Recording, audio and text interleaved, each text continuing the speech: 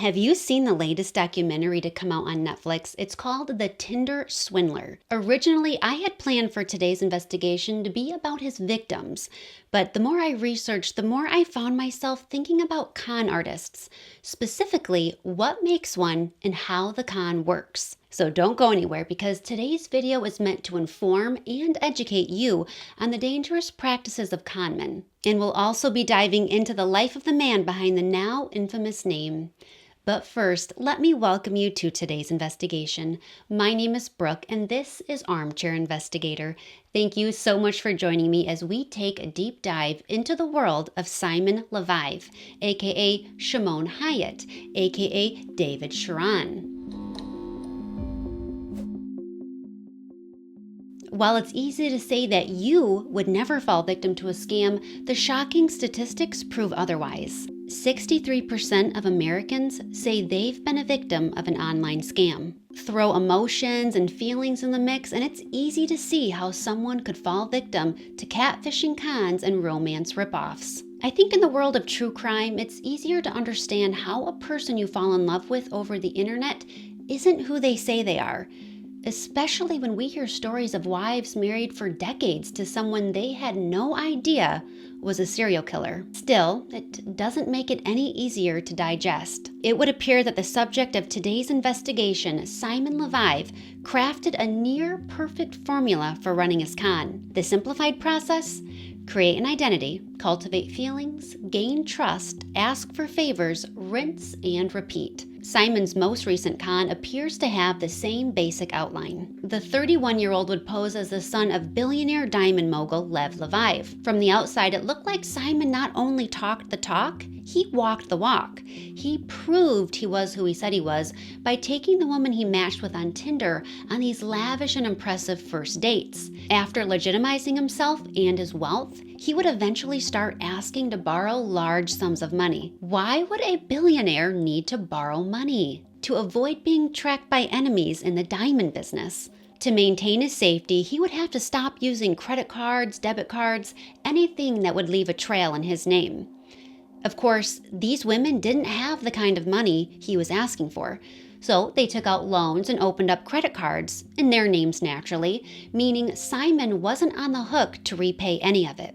While he was working to lay a relationship foundation with one woman, he was flying around the world dating other women, working to cultivate new streams of money. Think of the phrase robbing Peter to pay Paul. He would use the money he received from one woman to foot the bill for a luxury vacation with another. While Simon's con isn't anything new, in fact, it's one of the oldest in the book, it's the way he goes about using the tools available to him in the digital age we're in. No longer do con men need to attend parties in real life. With apps like Tinder and Instagram, you can connect with others looking for love in seconds. No, I literally mean seconds. Literally. This has given con artists a nearly unlimited supply of victims and massive reach. Gone are the days of staying semi-local. The con. Every stage of a con is designed to take advantage of a person's emotions. And we all know when it comes to feelings and emotions, all logic goes out the window. Con men like Simon manage to keep themselves just out of reach. He never spends long in a woman's company before he's jetting off again. This is for two reasons. There's new victims to vet, ensuring steady income streams, and it makes him appear elusive. As humans, we tend to want what is scarce, not easily available. We're intrigued by mystery. Businesses and marketing companies often use this fact to their advantage when they're marketing products to us. And in Simon's situation, because there's constant contact with these women via texting, phone calls, FaceTime, it feels very much like a real relationship to these women. All of this ends up creating a kind of obsession, an infatuation. This stage also involves love bombing, a powerful manipulation tactic that uses excessive attention, admiration, and affection in order to make the recipient feel loved, valued, and needed. The end goal is to make the recipient feel not only dependent, but obligated to the person doing the love bombing. Once the story is set and the foundation is laid, it's time to move on to the second stage of the con. If the first stage is all about baiting someone in and hooking them, this part is all about reeling them in.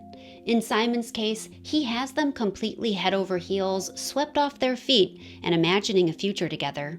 That last part is called future faking. This is yet another manipulation tactic, one that involves making future plans in order to get something in the present with little to no intent on making those plans actually happen down the road. Examples of this include talking about marriage, discussing plans to have children, picking out names, talking about buying a house together.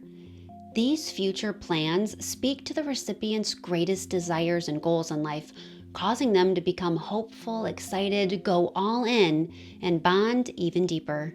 But they don't know that. Ignorance is bliss. At this point, the victims have been baited, hooked, and reeled in. Now comes a crisis that threatens to take away that happiness, those future plans. And the manner in which it's presented is done in such a way that it elicits a kind of hero response from the victim. Simon, for example, explains he wants to be open and honest about his world. And because he's such a stand-up guy, he even wants to give them an out if it's too much. Cue the hero response. Because they care for him, they do the exact opposite of run, and instead dig their heels in to help fight his battles. Research actually shows that people tend to commit and follow through on things more if they voice them to someone they see as higher status or whose opinion they respect. And let's be real, you can't get much higher status than billionaire. So we've got all the pieces, all the ingredients, but it actually takes so much more to be able to pull off a con like Simon's. You need finesse, sophistication. His victims were good-hearted people, savvy and intelligent, not the type to fall for your everyday run-of-the-mill scam. It would take something more refined. Simon took emotional manipulation to the next level. He knew how to specifically adapt to people and had really developed critical soft skills, aka people skills. These are the kinds of attributes, traits, and abilities that characterize how a person interacts with others. Good communication, persuasiveness, integrity, effective listening, being trustworthy, basically all skills that make for a great resume. He doesn't technically force his victims to do anything, rather they play an active role in their own undoing. He doesn't technically steal, rather the women give of their own volition. They freely buy into the story. Tragically, not even realizing what's happening until it's too late. The story plays a big part in all this though, doesn't it? Because everything he says adds up. Even his Instagram lends to his persona, showcasing a life of luxury, wealth, power, not just by his photos, but also through the videos he posted. Helicopters, yachts, meetings, exotic vacations, expensive clothing. Of course, online catfishing is one thing. Anyone can create multiple fake profiles, weaving them all together to create a fake, albeit believable, world. I think most of us have seen the 2010 documentary Catfish. That's a perfect example of the lengths people are willing to go to fabricate and carry out a story. For Simon, the story wasn't enough. He took things a step further and got real people to play along. And that's what gave the ultimate credibility to everything he did. Key players.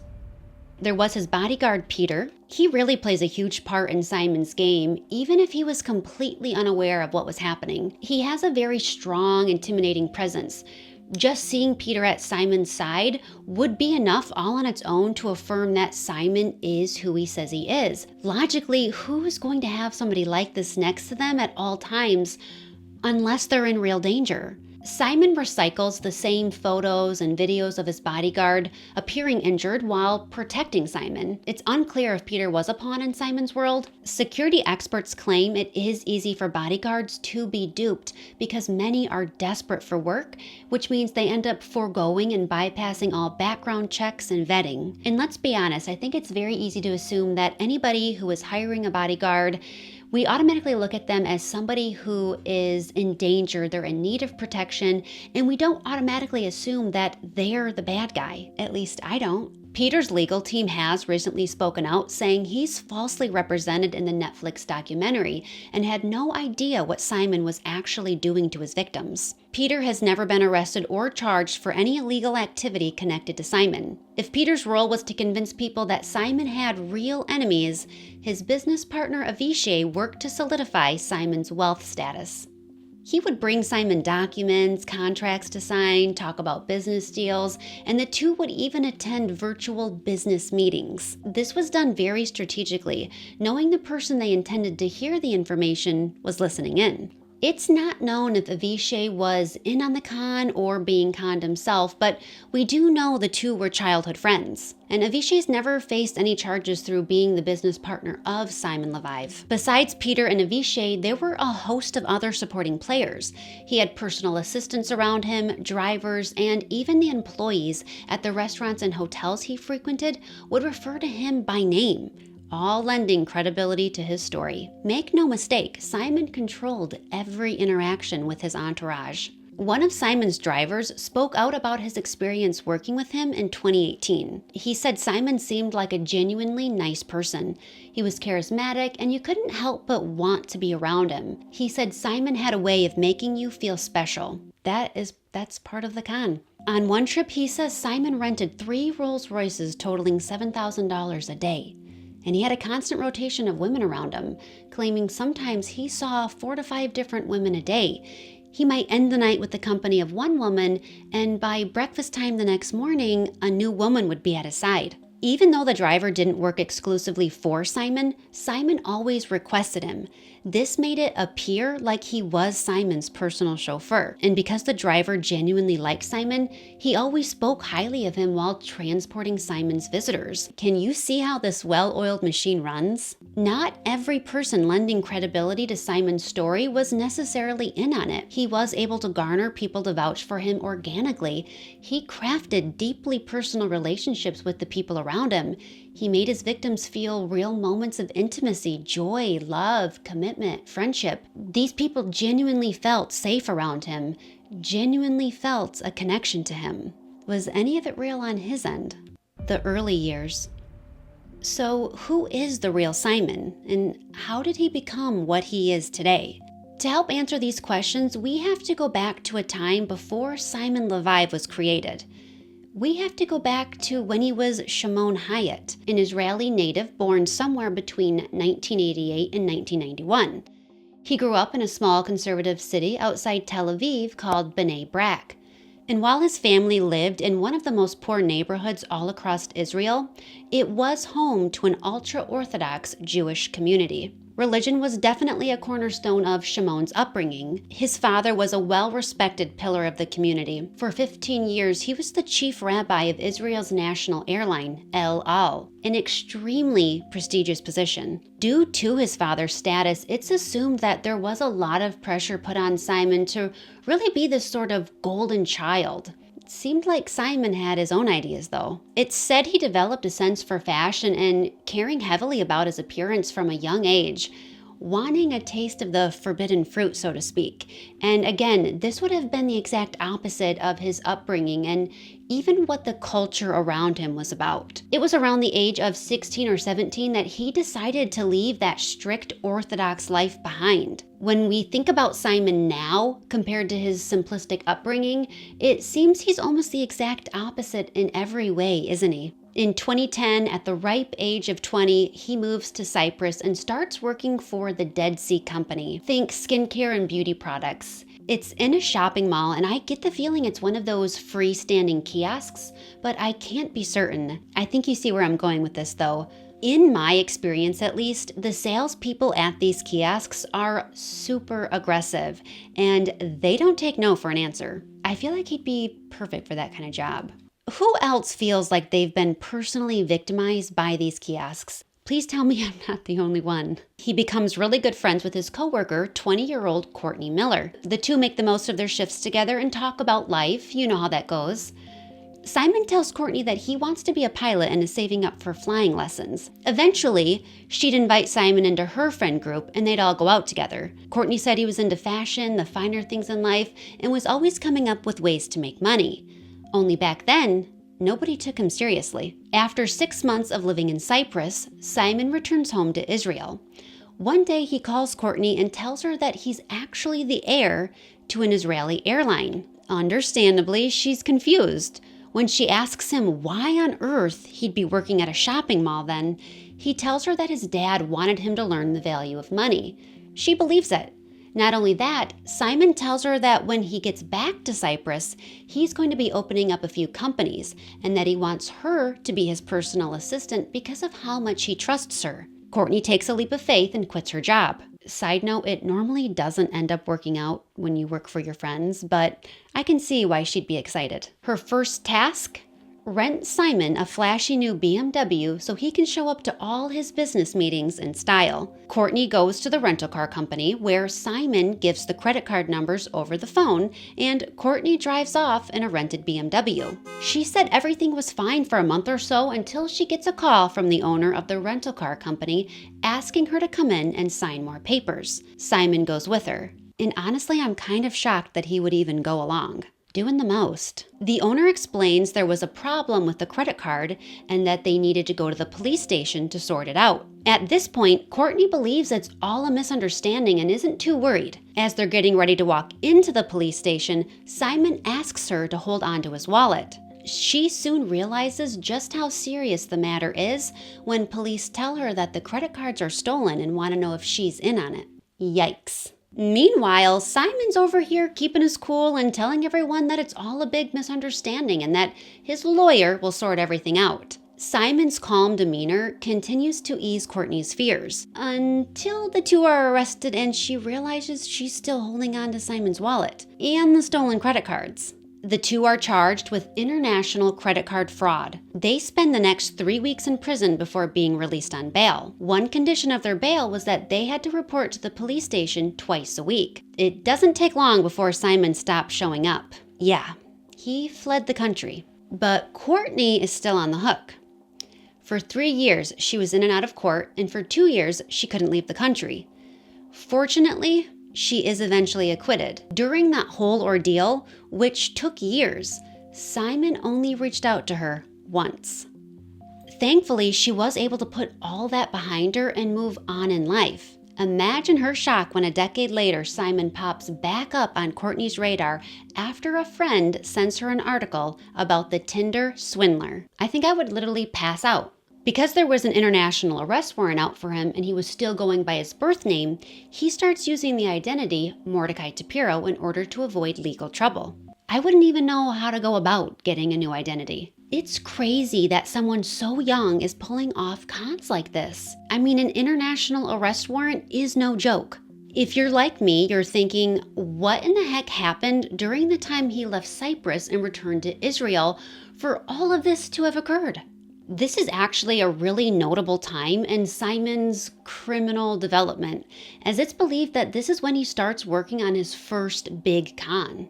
When he returned home from Cyprus, he took on odd jobs like babysitting for family members and eventually moved up to babysitting for wealthy clients. This is when he steals blank checks from one client. When the client noticed she was missing checks, she went to the police station to report the theft, not knowing that it was Simon, who was literally babysitting her 4-year-old at that exact moment. As soon as Simon gets wind she's at the police station, he books it right then and there, leaving the child alone. The anti-fraud unit in Tel Aviv opens up an investigation against Simon. After gathering evidence, the case is moved to the prosecutor to file charges. For some unknown reason, rather than scare Simon, it emboldens him. He steals more checks, but this time from a different client. What does he do with the money? He buys himself a Porsche. Oh, and also those flying lessons that he told Courtney he was saving up for. Yeah. He clearly wasn't worried about drawing attention to himself. I mean, here's a guy who's babysitting for a living while driving a Porsche. I think most of us can collectively agree that as babysitters, we weren't making enough to afford a Porsche. Most of us still aren't making enough to buy Porsches. Here's Simon, known babysitter, driving around in a Porsche. You cannot make this stuff up. The police were following the money trail, and the evidence was enough to prosecute him, and he was issued a court summons. Now, I know what you're wondering. Brooke, does he show up? Of course not. He flees Israel with a forged passport. It would take 5 years before he was officially tracked by authorities in Israel, charged with international credit card fraud in Cyprus, and sent to prison for aggravated fraud in Finland. In 2017, he was deported back to Israel, where he was investigated for using a forged passport to escape. His bail was set to the equivalent of $32,000, which he paid. He was released on the condition that he show up to court to face charges. I think we all know where this is going.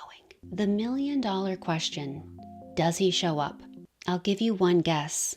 He had fled the country once again. How many chances is this guy gonna get? It's no wonder he was so confident. It would be nearly another 2 years by the time Simon is arrested at an airport in Greece and extradited back to Israel once again, where he remained behind bars until his trial. Thank goodness. He was sentenced to 15 months in prison. If that seems like a slap on the wrist, just wait until you hear this. In May of 2020, at the height of the COVID pandemic, he gets released. He didn't even serve half of his sentence. Mind you, it took 7 years to catch him, and then he just gets released after serving less than 6 months. Don't hate the player, hate the game. The apple doesn't fall far from the tree. In March of 2019, a series of articles were published in an online magazine about Simon and his father. The article centers around the experience of Rabbi Raymond Badush. Part of his job was to handle the portfolio of a large charity foundation in New York. Rabbis from all over the world would come to him for charity requests. Allegedly, in 2012, Simon's father was one of those people. Apparently, Simon's father approached Rabbi Badush about some personal family issues and was looking to raise money to help them out. Now, according to Rabbi Badush, this kind of request isn't out of the ordinary. Because Simon's father was a high-profile rabbi, Badush didn't feel it was necessary to vet him. He assumed he was telling the truth and gave him a check to help his family. The two rabbis actually became good friends, and from time to time, Simon's father would ask for more donations to help out his family. In June of 2017, Simon's father approached Rabbi Badush once again, saying he was still struggling, but had found a wealthy family that wanted to help. However, in order to give Simon's father the money, they would need it to go through a tax-deductible organization, like a charity. And in return for letting the money go through the charity's books, the family would make a generous donation directly to the charity afterwards. Again, Rabbi Badush said this sort of request wasn't strange. The only thing that was strange was the amount. Normally, requests like this were for no more than $10,000 to $15,000.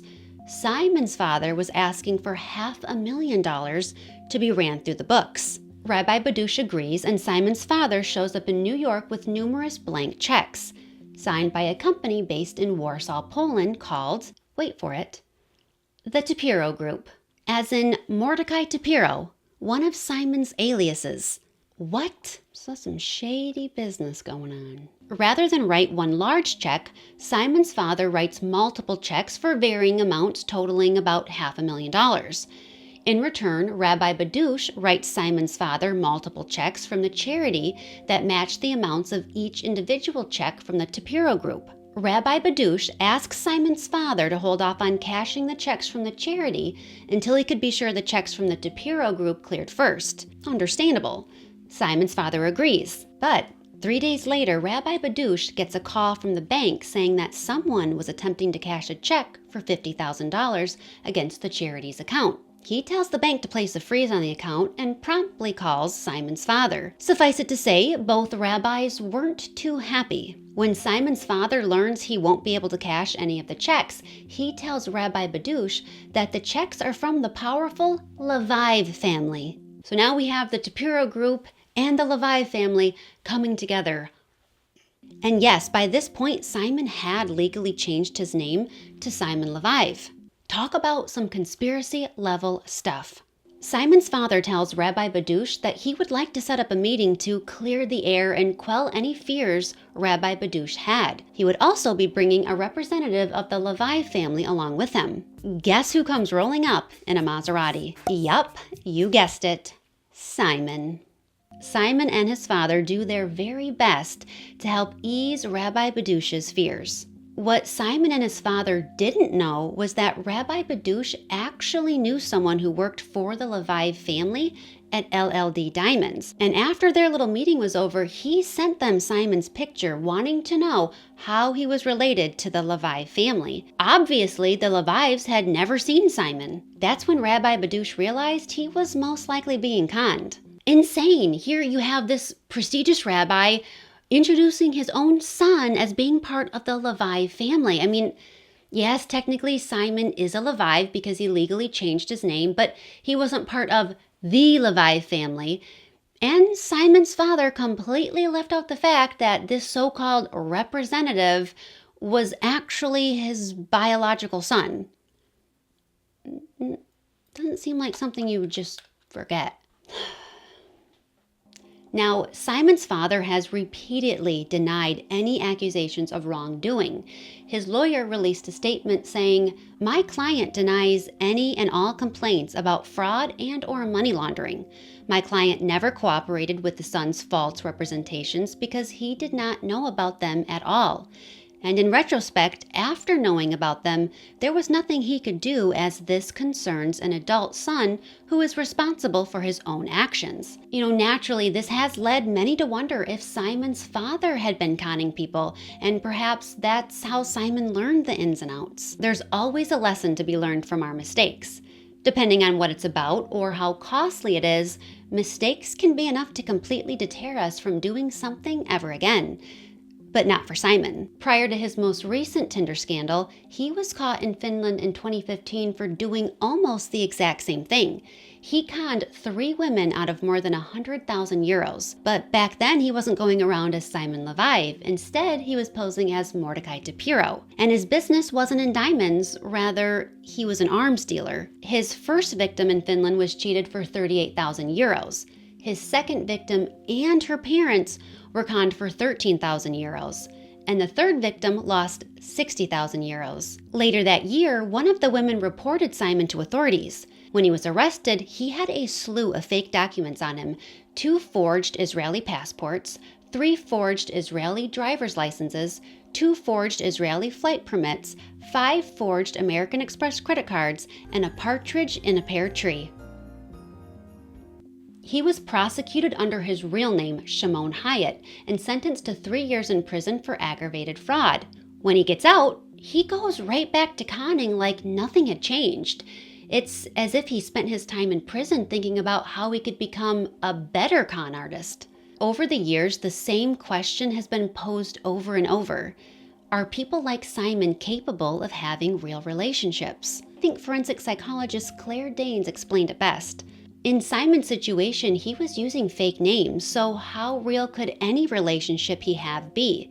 If a person can't open up, be themselves, be accepted, there is no room for real love. And because he's gone to the trouble of using fake names and fake stories, he's really closed himself off from knowing true love and knowing if anyone could really love him. But maybe that's the point. Now, I want to hear from you. What do you think about the Tinder Swindler? If you have any catfishing stories of your own, be sure to tell us about them in the comments below. If you take anything from today's video, be safe out there. You never know who you're swiping right on or chatting with online. And if it seems too good to be true, it probably is. If you liked today's investigation, give this video a thumbs up, and hey, while you're at it, consider subscribing to the channel so you don't miss out on future episodes.